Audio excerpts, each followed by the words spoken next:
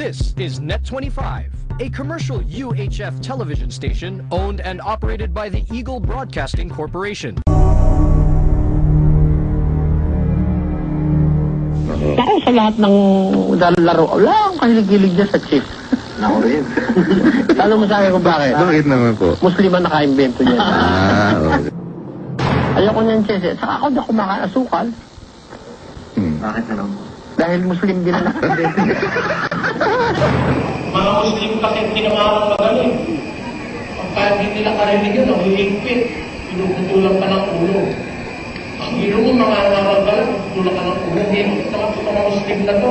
Nakakata, sabihin mga Muslim, balik Muslim na kayo, ikaw sa ito, religion. Hoy, baliktarin mo ba? Hindi ako sasama sa inyo.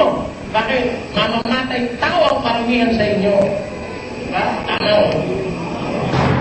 Kaya ako naniniwala Muslim totoo. Hindi. Malulupit masyado Muslim. May lumusip nung kulip ka rin. Hinintay.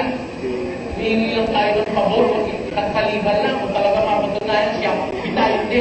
Pero kung baka naman mayroong pagkakataon, bigyan lang. Hindi, hinintay. Sino yung presidente na yun? O Siyokton yata ang pangalan no? Pangalan lang pa kasi mamoy demonyo na eh. Sige, demanda nyo mga Singapore yan. Nalulupit kayo. Dahil ang religion nyo, mali, hindi sa Diyo, nakahalo, makademonyo. Ay sa Biblia.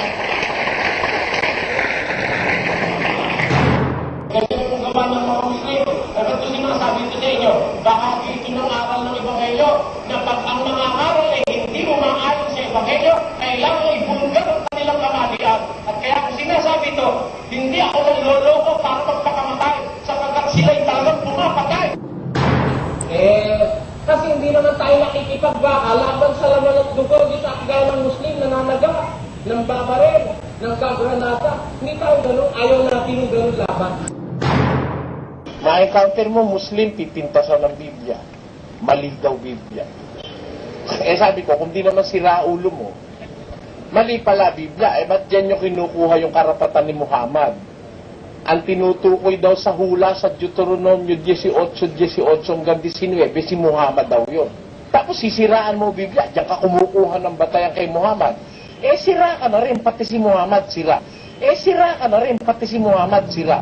Dahil ang religion nyo, mali, hindi sa Diyo, nakahalo, makademonyo. Ay sa Biblia. Bakit makanda? Papatay nyo mga